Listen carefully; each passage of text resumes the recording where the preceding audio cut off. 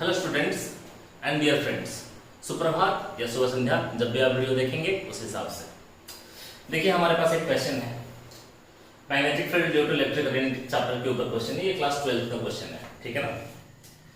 Question कुछ इस तरह का है कि हमारे पास एक स्पाइरल कॉइल है यहाँ पे, जिसका इनर रेडियस है A और आउटर रेडियस है B। इसका total number of turns N है और इसमें करंट जो जा रहा है वो I करंट है, ठीक है। सवाल समझ में आ गया। और सेंटर में हमें निकालना है मैग्नेटिक फील्ड, ठीक है। तो चलिए इस सवाल को कैसे डील करते हैं, सीखते हैं, ठीक है। देखो अभी तक हमें क्या इंफॉर्मेशन है, अभी तक सिर्फ इंफॉर्मेशन ये है कि हमारे पास अगर कोई एक सर्कुलर वायर होता करंट कैरिंग, उसके सेंटर में मैग्नेटिक फील्ड होता है μ0I/2r।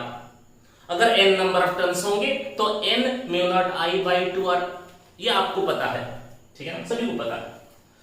तो यहां पे देखो एक वायर नहीं है, ये कॉइल है, बहुत सारे वायर्स हैं इससे। तो इस तरह के सवाल में हम क्या कर सकते हैं, जो हमें प्रीवियसली चीजें बताया गए हैं उस इंफॉर्मेशन से, उस डेटा से हम सवाल को अप्रोच करते हैं, ठीक है। इसी सेंटर से हम एक काम करते हैं, कुछ r डिस्टेंस पर एक छोटा सा एलिमेंट ले लेते हैं, ठीक है। एक सर्कुलर एलिमेंट ले लेते हैं जिसका थिकनेस है dr, जिसका थिकनेस कुछ dr है, ठीक है। और ये जो ऑरेंज कलर का एक एलिमेंट हमने बनाया यहां पे, वो एलिमेंट मान लीजिए इधर है, ठीक है। इस कॉइल के अंदर I करंट घूम रहा था, अब इस एलिमेंट के अंदर भी कितना करंट घूम रहा है, I करंट ही घूम रहा है, ठीक है। इसके वजह से मैग्नेटिक फील्ड क्या होगा वो देख लेते हैं। देखो हमें पता है मैग्नेटिक फील्ड जो होता है B = μ0I/2r। अगर यहां पे हमारे पास n नंबर ऑफ टर्न्स हैं तो इसमें आप क्या करेंगे, n को मल्टीप्लाई कर देंगे, ठीक है। लेकिन यहां पे हमारे पास क्या है, दिक्कत क्या है कि यहां पे नंबर ऑफ टर्न्स जो है वो टोटल n है, इसमें नंबर ऑफ टर्न्स dn है। अब ये जो छोटा नंबर ऑफ टर्न्स है dn है, वो कैसे मिलेगा वो निकालते हैं। देखो हमारे पास ये जो स्पाइरल कॉइल है, इसका थिकनेस कितना है, इसका इनर रेडियस है A और आउटर रेडियस है B। इनर रेडियस A है और आउटर रेडियस B है, यानी कि ये जो कॉइल है इसका जो थिकनेस है, देखो इसमें हम लिख रहे हैं थिकनेस और इसमें लिख रहे हैं नंबर ऑफ टर्न्स। जब हमारे पास थिकनेस B-A था, देखो इस कॉइल का थिकनेस B- है, B-A थिकनेस पर नंबर ऑफ टर्न्स होता था n। यूनिट थिकनेस पर नंबर ऑफ टर्न्स आ जाएंगे n/B-A। ये बात सबको समझ में आ गया? हेलो सर, ये सुनो, ठीक है।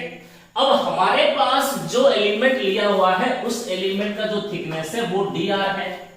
अब dr थिकनेस पर नंबर ऑफ टर्न्स होंगे n/B-A × dr, ठीक है। ये पूरा कॉइल है B-A थिकनेस, उसमें नंबर ऑफ टर्न्स n है, ये dr जो है वो एलिमेंट का थिकनेस है, तो इसका नंबर ऑफ टर्न्स को हम dn बोल सकते हैं। अरे बात समझ में आ गई। सो हमारे पास यहां पे अब मैग्नेटिक फील्ड जो होगा वो dB होगा, क्योंकि ये एलिमेंट है और उसमें जो नंबर ऑफ टर्न्स है वो n नहीं होगा, dn होगा। That is implies magnetic field at the center of this element that we have taken। इसके सेंटर में मैग्नेटिक फील्ड हो जाएगा dB = dn के जगह आप लिख सकते हो यहाँ पे n/B-A × dr, और ये है μ0I/2r, ठीक है।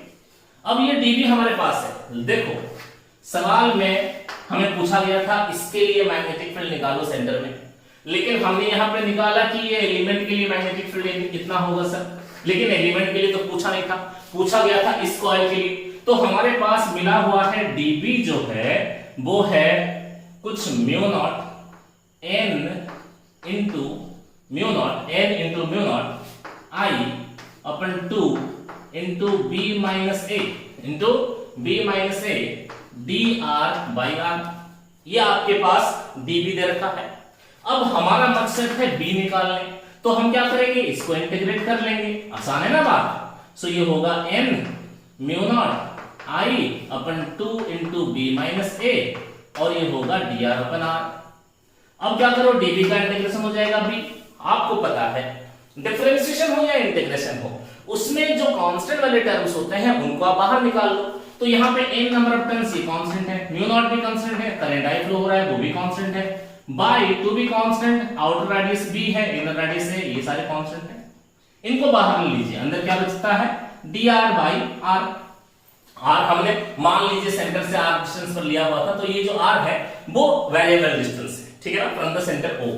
अब ये जो r है वो वेरी कर सकता है कम से कम a से ज्यादा b, है ना, क्योंकि हमें एलिमेंट इस कॉइल के ऊपर लेना है, और ये r जो है वो वेरी कर सकता है a से b तक। सो ये वेरी करता है a से b तक। अब इसका लोअर लिमिट हो गया a और अपर लिमिट हो गया b। चलो आपको इंटीग्रेशन आता है ना, देखते हैं इसका काम कैसे करेंगे।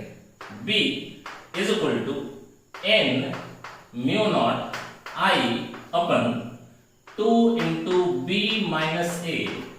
dr बाई r का इंटीग्रेशन होता है ln r, या तो आपको पता है, ठीक है ना। ये a से b तक r जो है वो वेरी करता है from a to b, that is implies b is equal to mu naught ni upon 2 into b minus a। देखो ये जो इंटीग्रेशन हो गया ये कुछ डेफिनेट इंटीग्रेशन है जिसके लोअर लिमिट और अपर लिमिट है, तो आप क्या करोगे इसमें लिमिट्स लगाओगे। ln r के जगह अपर लिमिट लिखो b माइनस ln r के जगह लोअर लिमिट लिखो a, ये काम हो गया आसान। दैट इज इंप्लाइज आपका जो मैग्नेटिक फील्ड है यहाँ पे वो मैग्नेटिक फील्ड हो जाएगा b is equal to mu naught ni upon 2 into b minus a ln a minus ln b होता है ln a by b। So यहाँ पे ln b minus ln a है, तो ये हो जाएगा ln b बाई a, ठीक है। ये रहा आपका आंसर। तो आपके पास ऐसा कोई एक स्पाइरल कॉइल होगा जिसका इनर रेडियस a है, आउटर रेडियस b है, इसके अंदर I करंट घूम रहा है और इसका total number of turns n है, तो magnetic field at the centre will be b equal to mu naught ni by 2 b minus a ln b minus a, ठीक है ना। एक अच्छा सवाल, आशा करते हैं आपको भी पसंद आया होगा। तो चलिए दोस्त, इसी के साथ वीडियो को समाप्त करते हुए मैं विनोद आपसे विदा लेता हूं। फिर मिलेंगे एक नए वीडियो के साथ, तब तक खुश रहिए, पढ़ते रहिए और हमारे साथ जुड़े रहिए। धन्यवाद।